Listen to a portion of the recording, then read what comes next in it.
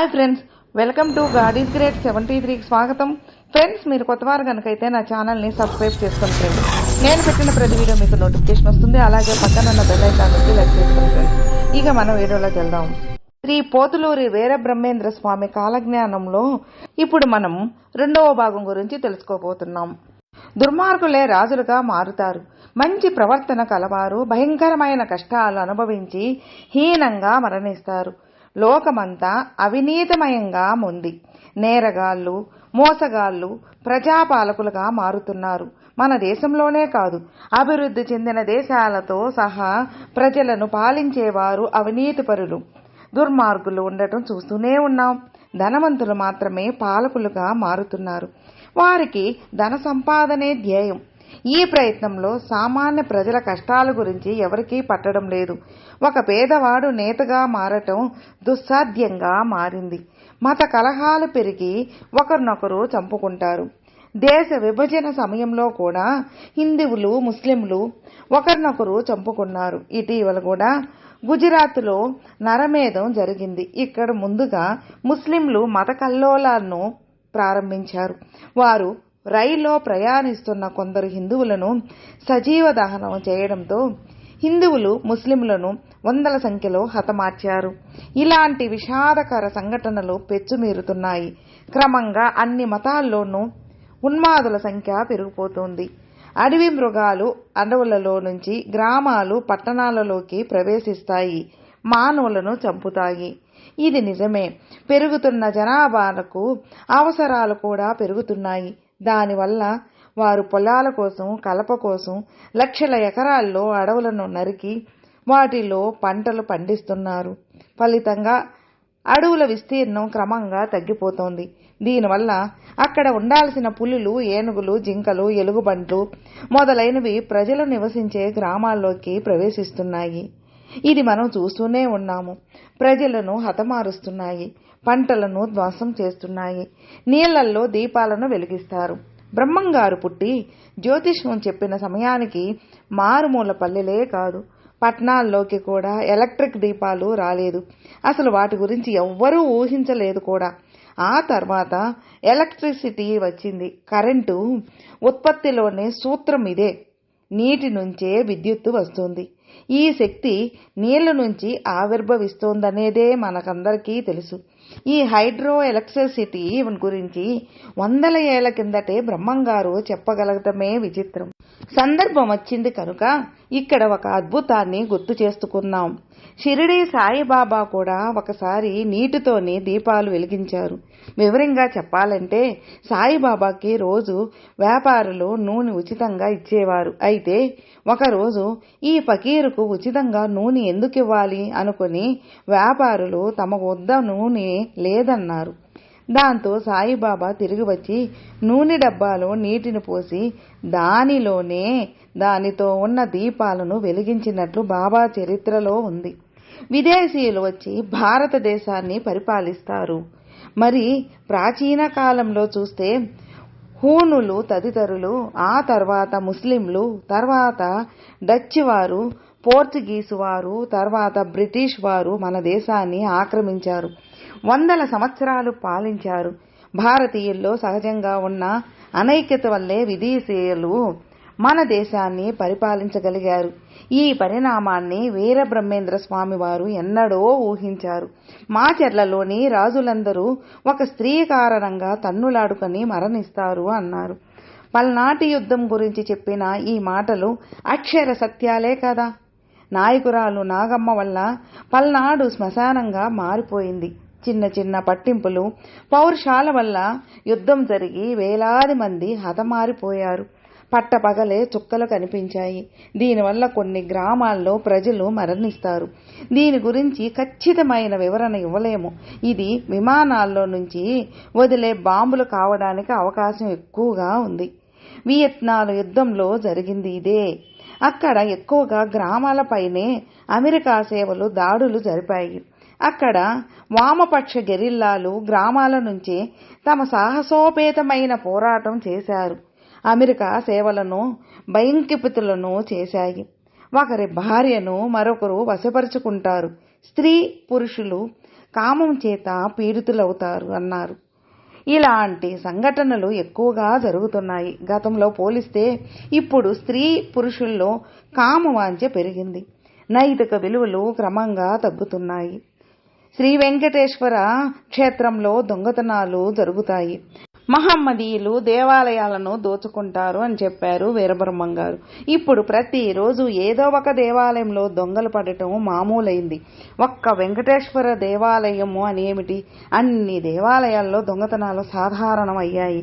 మహమ్మదీయులు వందల సంఖ్యలో హిందువుల దేవాలయాలను సర్వనాశనం చేశారు. గుజరాత్లోని అత్యంత సుసంపన్నమైన సోమనాథ ఆలయం మీద ముస్లిం చక్రవర్తులు వరుసగా అనేక సార్లు దండయాత్రలు చేసి అక్కడి సంపదను మొత్తం దోచుకుని వెళ్లారు. 5000 సంవత్సరాల తర్వాత కాశీలో గంగ కనిపించకుండా మాయమైపోతుందని చెప్పారు బ్రహ్మంగారు. ఈ కాల పరిణామం సరస్వతీ నది విషయంలో అక్షరాల జరిగింది. వేదకాలం నాటి సరస్వతీ నది ప్రస్తుతం అంతర్ధానమైపోయినా శాటిలైట్ ద్వారా ఆ నది గతంలో ప్రవహించినదని శాస్త్రవేత్తలు ధృవీకరించిన విషయం ఇక్కడ గుర్తు చేసుకోవాలి. గంగ విషయంలో జరుగుతుందో లేదోనని సందేహమే అక్కర్లేదు. ఇప్పటికే గంగా నది ఉధృతి తగ్గింది. ఎండిపోయే సూచనలు స్పష్టంగా కనిపిస్తాయి. ఇక చెన్నకేశ్వర స్వామి మహిమలు నాశనమైపోతాయి. కృష్ణానది మధ్య ఒక బంగారు తేరు పొడుతుంది. దాన్ని చూసిన వారికి ఆ కాంతి వల్ల కనులుంటాయి అని చెప్పారు బ్రహ్మంగారు. ఇది ఇప్పటి వరకు జరగలేదు, కానీ ఇక ముందు జరిగే అవకాశం ఉంది. ప్రపంచంలో ఇక ముందు పావుల సంఖ్య విపరీతంగా పెరుగుతుంది, పుణ్యాత్ముల సంఖ్య తగ్గిపోతుంది చెప్పారు బ్రహ్మంగారు. దీనికి సాక్ష్యాలు నిదర్శనాలు అక్కర్లేదు కదా, కళ్ళ ముందు కనిపిస్తున్న సత్యమే ఇప్పుడు నడుస్తున్నది. కలియుగం అంటే న్యాయం ధర్మం ఒంటి కాలి మీద నడుస్తున్నాయి. మంచి వారి సంఖ్య గణనీయంగా తగ్గింది. మోసం ద్వేషం రాజ్యమేలుతున్నాయి. క్షీణించిపోతున్న ధర్మాన్ని కాపాడి పాపాత్ములను శిక్షించేందుకు నేను 5000 ఏళ్ల తర్వాత వీరభోగ వసంతరాయులుగా తిరిగి అవతరిస్తాను. అప్పుడు నా భక్తులందరూ తిరిగి నన్ను చేరుకుంటారు అని చెప్పారు బ్రహ్మంగారు. దీనికి ఇంకా చాలా సమయం ఉంది. 100 ఏళ్లు జరగాల్సి ఉంది. విజయనగరం కొన్నాళ్లు అత్యంత వైభవంగా వెలుగుతుంది. ఆ తర్వాత ప్రభావం కోల్పోయి నాశనైపోతుంది అని చెప్పారు బ్రహ్మంగారు. ఇది ఒక చారిత్రక వాస్తవం. శ్రీకృష్ణ దేవాలయాల తర్వాత విజయనగర సామ్రాజ్యంలో అంతఃకలకాల ఏర్పడి అసమర్థులు భోగలాలుసులైన చక్రవర్తుల నేతలుగా మారారు. మరోవైపు మహమ్మదీయుల దండయాత్రల వల్ల ఆ మహా సామ్రాజ్యం బలహీనమవడం ప్రారంభించింది. మిగిలిన భారతీయ రాజుల మాదిరిగానే కర్ణాటక ఆంధ్ర ప్రాంత రాజుల్లో అనైక్యత వల్ల కూడా విదేశీయులైన మహమ్మదీయులు విజయనగర సామ్రాజ్యాన్ని నాశనం చేయగలిగారు. శ్రీ వెంకటేశ్వరునికి మహమ్మదీయులు కూడా పూజలు చేస్తారు అని చెప్పారు బ్రహ్మంగారు. వెంకటేశ్వర స్వామికి మహమ్మదీయ వనిత బీబీ నాంచారి భార్య అనే విషయం అందరికీ తెలిసిందే. బీబీ నాంచారిని మహమ్మదీయులు పూజిస్తారు కాబోలు. కృష్ణా గోదావరి నదుల మధ్య ఆవులు గుంపులు గుంపులుగా కూడి చచ్చేను అని చెప్పారు బ్రహ్మంగారు. కృష్ణా గోదావరి నదులు సముద్రంలో కలిసే చోటు మన రాష్ట్రంలోనే ఉంది. గతంలో కృష్ణా జిల్లాలో వచ్చిన తుఫానుల వల్ల వేల సంఖ్యలో పశువులు మృతి చెందిన విషయం అందరికీ తెలిసిందే.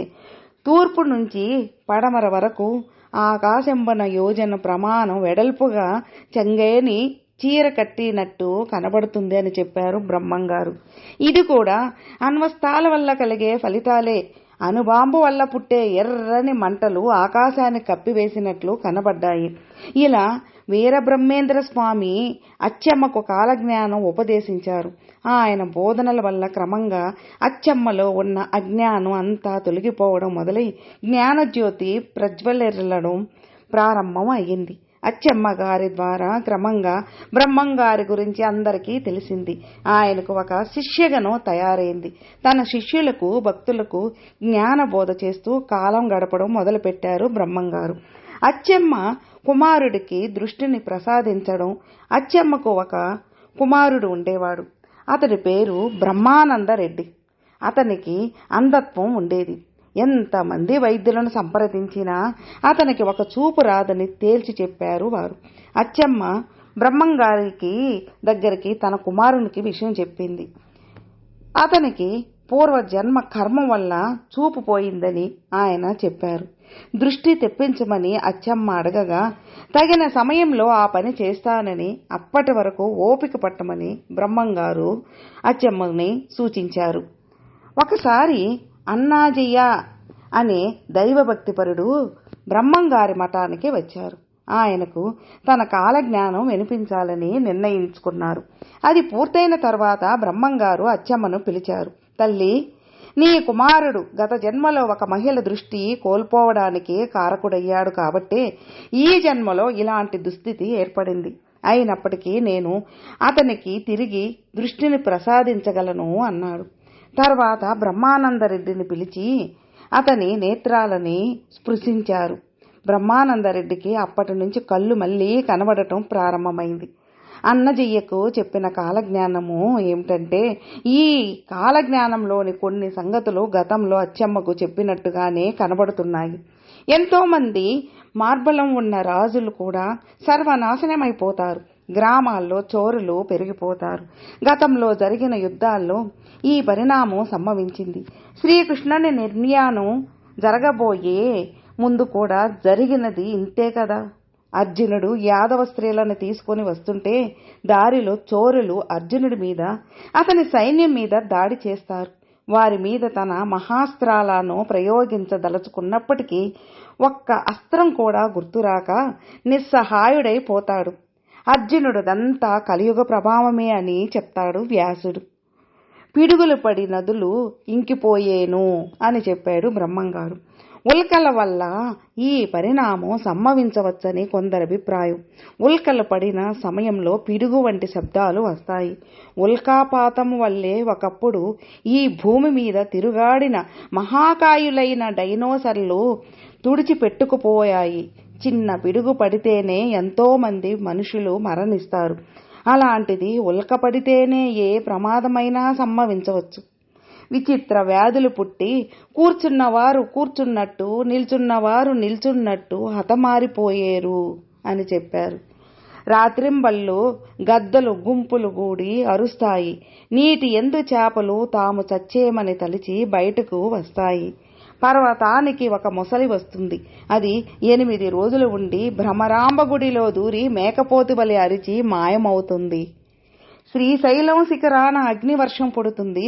నందీశ్వరుడు రంకెలు వేస్తాడు. ఖనఖనమని కాలు దువ్వుతాడు. సూర్యమండలం నుంచి మాటల రూపంలో శబ్దం వినబడుతుంది. ఇది పురాణాల్లో ఉంది. అశరీరవాణి తరచుగా సత్య నిర్ధారణ చేయడం ఎన్నో సందర్భాల్లో మనం పురాణాలు, ఇతిహాసాలలో కూడా చదువుకున్నాం. అప్పుడు చెప్పిన అశరీరవాణి ఇదే కావచ్చు. విషవాయువు కొట్టినప్పుడు శివుని కంట నీరు నిండుతుంది. మధ్యప్రదేశ్లోని భోపాల్లో జరిగిన విషవాయువు లీకేజ్ వల్ల వేలాది మంది ప్రజలు మరణించగా లక్షలాది మందికి అనేక రుగ్మతలు కలిగాయి. ఆ దుర్ఘటన బాధితులకు ఇప్పటికీ పూర్తి స్థాయిలో న్యాయం జరగలేదు. గ్రామాలలో, పట్టణాలలో నెత్తుటి వాన కురిసేను అని చెప్పారు బ్రహ్మంగారు. రక్తం మాదిరిగా ఎరుపు రంగులో వానలు పడటం కొన్ని ప్రాంతాల్లోని ప్రజలు చూశారు. వివిధ రసాయనాలు, వాతావరణ కాలుష్యం కారణంగా ఎరుపు రంగు వర్షం పడుతోందని శాస్త్రజ్ఞులు నిర్ధారించారు. సూర్యుడు, చంద్రుడు ఉన్నంత వరకు నా మఠానికి పూజలు జరుగుతూనే ఉంటాయి. నా మఠానికి ఈశాన్యం వైపు ఒక చిన్నదానికి చిన్నవాడు పుట్టేను. అతను నేనే, భగవంతుడను నన్ను పూజించడే అని పలుకుతాడు. నెల్లూరు సీమ మొత్తం నీట మునిగి ఉంటుంది. తుఫాను సమయంలో నెల్లూరు మొత్తం జలమయం అవడం అనేక సంవత్సరాలుగా మనకు తెలుసు కదా. నవాబుకు కాలజ్ఞానం వినిపించిన వీరబ్రహ్మేంద్ర స్వామి కాలజ్ఞాన జోస్యాలు, మహిమల గురించి బనగానపల్లి నవాబు విన్నాడు. అతనికి నమ్మకం కలగలేదు. అందులో ఎంత నిజం ఉందో తెలుసుకోవాలనుకున్నాడు. పోతులూరి చెప్పేవి సత్యాలో కాదో తేల్చుకోవాలని నిర్ణయించుకున్నాక భటుల చేత బ్రహ్మంగారిని పిలిపించారు. ఆయనకు ఎదురు వెళ్లి నమస్కారం చేసి స్వాగతం పలికారు. తర్వాత ఆయనను ఒక ఆసనంపై కూర్చోబెట్టారు. నవాబు తన సేవకుడిని పంపి స్వామివారు తినేందుకు పండ్లు పలహారాలు తెప్పించాడు. అందులో మాంసాహారం పెట్టి తీసుకురమ్మని ముందుగానే పురమాయించాడు. నవాబు ఆ దేశాన్ని అనుసరించి సేవకుడు కొన్ని మాంసఖండాలను పల్లెంలో ఉంచి వాటిపై వస్త్రం కప్పి వినయంగా స్వామివారికి ఇచ్చాడు. ఆ పల్లెం పైనున్న వస్త్రాన్ని తీస్తే తాను పలహారం స్వీకరిస్తానని స్వామివారు చిరునవ్వుతో చెప్పాడు. ఆ సేవకుడు వస్త్రాన్ని తొలగించాడు. నవాబు ఆశ్చర్యపోయే విధంగా ఆ పల్లెంలో పుష్పాలు ఉన్నాయి. ఈ ఉదంతో వీరబ్రహ్మేంద్ర స్వామి నిజంగా శక్తివంతుడే అని బనగామపల్లి నవాబు నమ్మక తప్పలేదు. వెంటనే నవాబు క్షమాపణ చెప్పాడు. తనకు కూడా కాలజ్ఞానం వినిపించాలని కోరాడు. అప్పుడు బ్రహ్మంగారు నవాబుకు కొన్ని సంగతుల గురించి వివరించాడు. ఆయన చెప్పిన వాటిలో కొన్ని ముఖ్యమైనవి. విచిత్రమైన ఈత చెట్టొకటి పుట్టి రాత్రిలో నిద్రపోతుంది, పగలు మళ్లీ లేచి నిలబడుతుంది. ఇలా 8 సంవత్సరాలు జరిగిన తర్వాత ఆ చెట్టు నశిస్తుంది.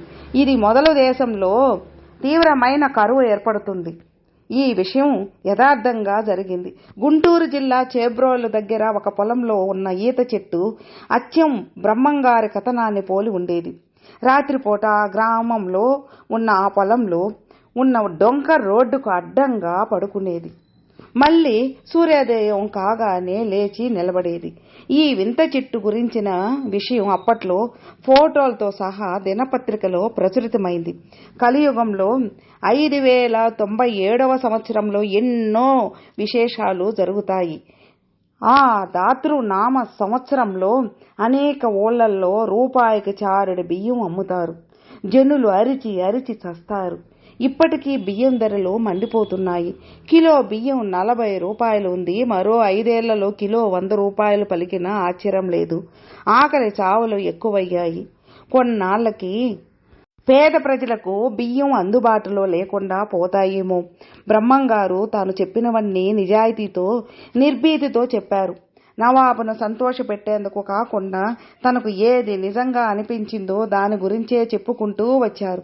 దానికి ఎన్నో ఉదాహరణలు ఉన్నా ఇప్పుడు చెప్పబోయే ఈ విషయాలు సులభంగా అర్థమవుతుంది. 5000 సంవత్సరానికి వచ్చేసరికి గరిమిరెడ్డి అచ్చమ్మ వంశంలో ఎవ్వరూ మిగలరు. ఈ వంశానికున్న ఆస్తి అయిన గోవుల మందుల ఒక్క గోవు కూడా మిగలదు. బనగామపల్లి నవాబు పాలన క్రమంగా నాశనమైపోతుంది. అతనికి వచ్చే ఆదాయం క్షీణిస్తుంది. బ్రహ్మంగారు కాలజ్ఞానం చెప్పడం పూర్తయిన తర్వాత ఆయనకు 70 ఎకరాల భూమిని తన కానుకగా ఇచ్చాడు నవాబు. తన మఠానికి తిరిగి వచ్చిన తర్వాత బ్రహ్మంగారు మరలా తన భక్తులకు జ్ఞానబోధ చేస్తూ కాలం గడపసాగారు. దేశాటనకు బ్రహ్మంగారు బయలుదేరిన బ్రహ్మంగారికి 1 సంవత్సరం గడిచిన తర్వాత దేశంలో పర్యటించిన రావాలనే కోరిక పుట్టింది. తన కోరికను భక్తులు శిష్యులకు చెప్పారు. వారెవ్వరూ దీనికి ఒప్పుకోలేదు. కానీ అంతా ఆ సర్వేశ్వరుని నిర్ణయం ప్రకారమే జరుగుతుందని, తన పర్యటన ఆపేందుకు ఎవ్వరూ ప్రయత్నించరాదని నచ్చచెప్పారు స్వామి. ఆ తర్వాత కడప జిల్లాకు ప్రయాణమయ్యారు. ఆ జిల్లాలో తిరుగుతూ కందిమల్లాయపల్లి చేరుకున్నారు. ఆ ఊరు ఆయనకు బాగా నచ్చడంతో అక్కడే నివాసం ఏర్పరచుకున్నారు. ఆయన ఒక మామూలు వడ్రంగి మాదిరిగా జీవించడం మొదలుపెట్టాడు. తన గురించి ఎప్పుడూ ఎవరికీ చెప్పుకోలేదు. ఇదిలా ఉంటే ఆ ఊరిలో ఒక అమ్మవారి గుడి ఉంది. ఆ గుడిలో ప్రతి సంవత్సరం వేలాది రూపాయల ఖర్చుతో జాతర జరగడం ఆనవాయితీ. దీనికోసం ఊళ్ళో ఉన్న వారందరూ చందాలు వేసుకునేవారు.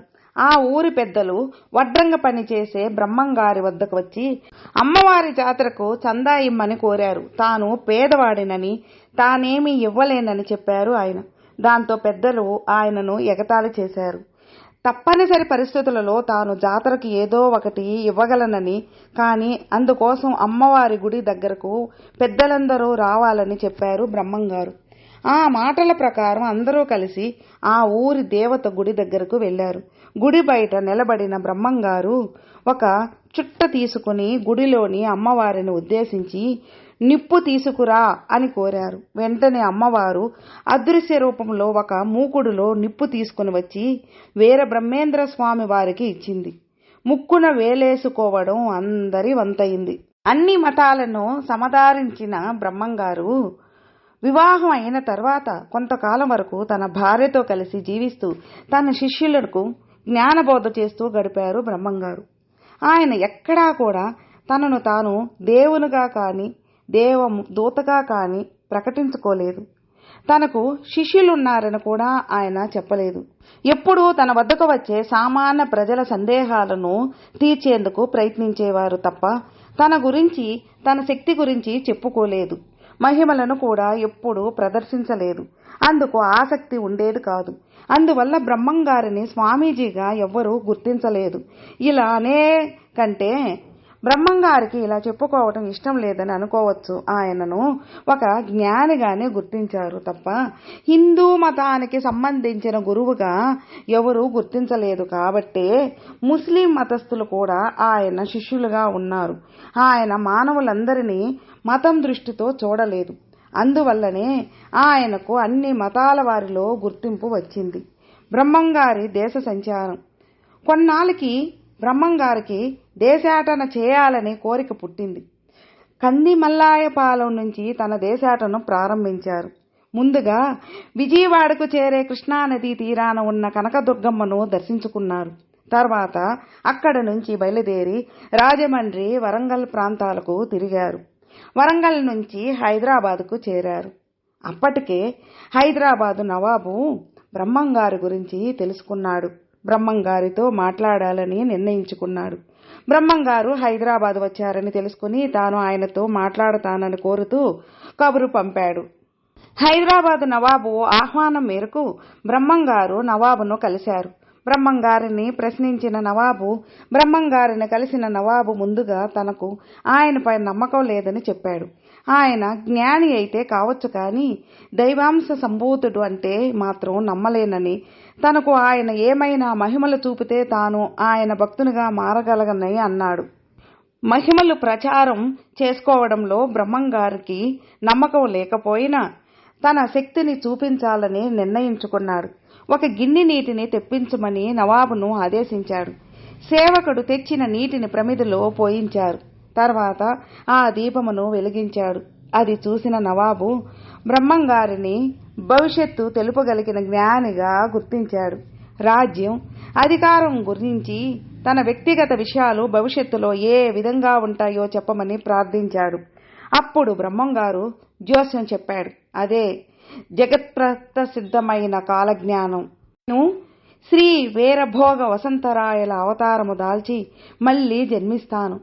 ఈ సంఘటన జరగటానికి ముందు అనేక ఉత్పత్తాలు, విపరీత సంఘటనలు కనిపిస్తాయి.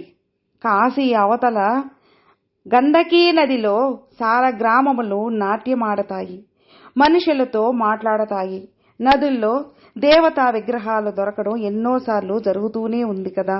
అలా వీరబ్రహ్మేంద్ర స్వామి చెప్పిన అనేక వాక్కులు ఇప్పటికీ ఎన్నో జరిగి యథార్థ సంఘటనలుగా కళ్లమందు నిలిచాయి. ప్రయాగ తీర్థంలో చాలా మంది మరణించగా కొద్ది మంది బ్రతుకుతారు. ప్రయాగ హిందువులకు పుణ్యతీర్థము.